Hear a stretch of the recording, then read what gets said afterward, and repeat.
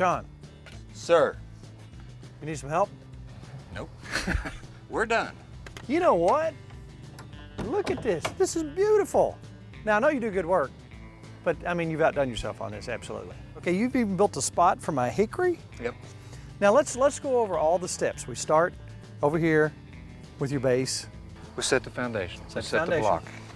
Put a base for our stove, set our foundation, put our outside frame. We lined it with fire brick. We set your steel door on it. That's just a clean out door from a fireplace. Right. It'll utilize it just like it would anything else. It's going to close up, let you draw, set your air flow through that. As you get it developed, we set the roof on top. The framework we set in place.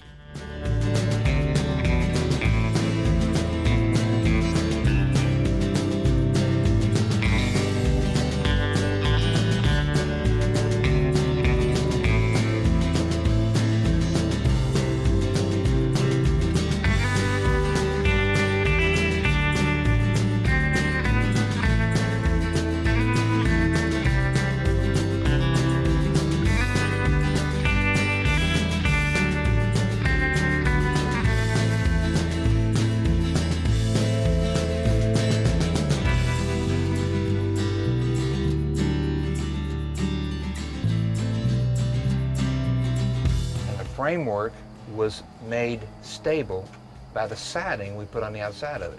Western cedar, lap Western cedar. Not treated, it's a natural. There's nothing on it. You can, if you want later on, throw a little Thompson's water seal on top of the roof just to shed a little more water and let it soak it in. At the top of it, I cut you a port for the smoke to come out. Looking up the top of it there, you see I built your stack house. It sheds water. It's covered up. I put a wire liner inside of it to keep the wasp out, the bats out. I capped your top cap with some, for lack of a better word, sticky tar tape. Right. And it sealed it in before I put the finished piece on top there. Wonderful. So you're not going to get any rain in there.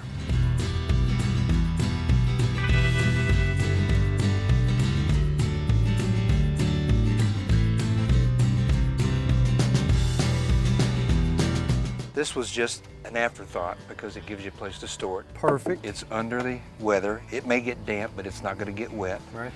And then when we were done, Tim, we made the door match and set up just like the rest of it, where if it weren't for the hardware, you really wouldn't know it was there. And you've got a lock on there, so when you get all you need inside, nobody can come and play with it and take it away from you.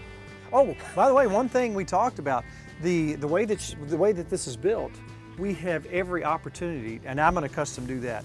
For shelves, we can even do a lower grate down here. You put a grate right at the base of it. You're right at the heat and the fire. You might be able to cook on that. You step up second stage, third stage, and you can hang some hams. up high. Now we're talking about, now this is a cold smoker. Yeah.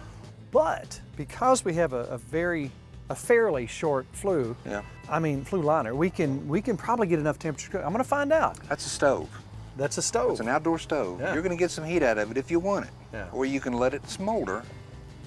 Well, the next thing that we're going to do is put a temperature gauge down here, Yep. a temperature gauge up One here. up top. We're going to see what we have in there, but the first and most exciting step, now that we're to this stage, this beautiful stage, I've got my charcoal. Now, I'll tell you what I did. I've got some organic charcoal. This is Big Green Egg charcoal. I'm going to use some organic starters. Now, the reason I'm doing this is because I don't want any chemicals up here whatsoever. No. We start the charcoals, we get a good base, then we start sticking some damp pieces of hickory in, and we get to see if this thing draws, which I know it will.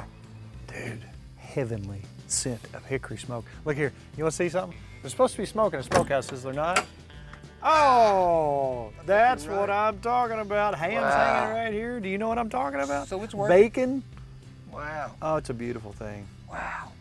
Dude, you've outdone yourself. I'm gonna have to put something on here tonight. You've heard the old saying, where there's smoke, there must be meat. That's what I'm talking about. Yep. I cannot wait.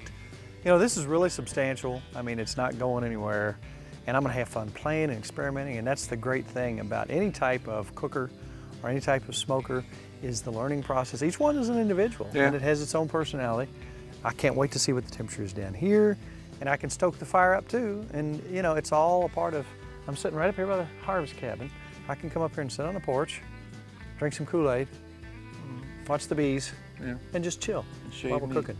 Now again, you do this. I mean, you've built a bar for me downstairs. You've done all kinds of interesting stuff. If somebody wants to contact you, how can they do that? Call me on my cell, 502-640-4236. We got smoke, we got meat, and we ain't scared. You've outdone yourself. It's a work of art. Thank you so much. You're welcome.